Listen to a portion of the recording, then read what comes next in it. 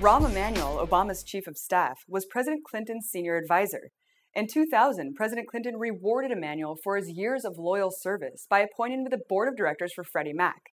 Freddie Mac, which was created by Congress, is the country's biggest home loan mortgage company.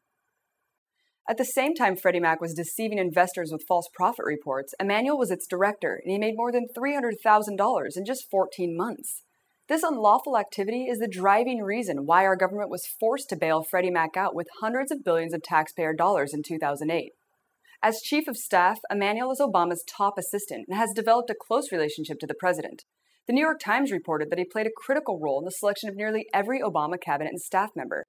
In 2006, Rahm went on major media outlets to discuss his book, The Plan, Big Ideas for America, where he advocated mandatory national service.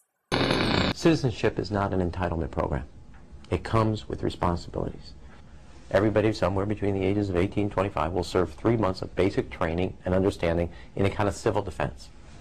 That universal sense of service, somewhere between ages 18 and 25, will give Americans, once again, a sense of what they are to be American and their contribution to a country and a common experience.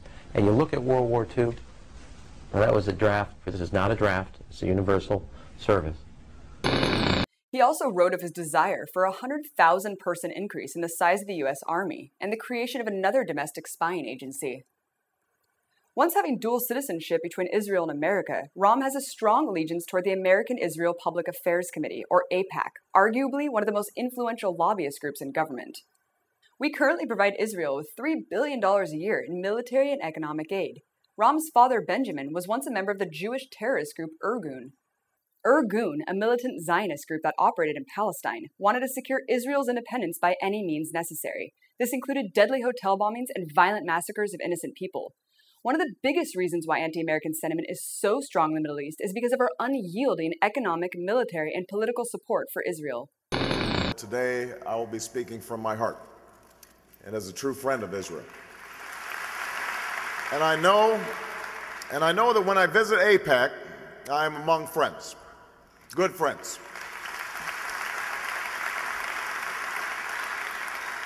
Friends who share my strong commitment to make sure that the bond between the United States and Israel is unbreakable today, unbreakable tomorrow, unbreakable forever.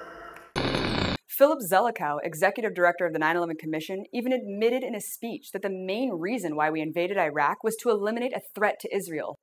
How can we truly count on Rahm Emanuel and President Obama to change the climate of anti-American sentiment in the Middle East while still appeasing AIPAC and the State of Israel? Back in January 2009, Al Jazeera hit the streets to gauge Arab public opinion. They watched history in the making and the change that came to America. But what most Arabs want to see is a change in U.S. foreign policy toward the Middle East. There is skepticism that Barack Obama will be able to bring about that shift. If Obama is to change America's standing in the Arab world, he will have to do what no U.S. president has done, take a hardline stance against Israel, or at least pursue a neutral policy in the Arab-Israeli conflict. That is what Arabs say. But few across the region expect him to do that. The reason? Simply he can't. The powerful pro-Israel lobby, they say, is what drives and determines U.S. foreign policy. The US president is only an image. There's a lobby around him that rules the US. Do you think a wise or smart person becomes the US president? The lobby is the one in control of policies. Thousands of miles away from the White House inauguration, here in the Jordanian capital, a farewell party for outgoing George Bush.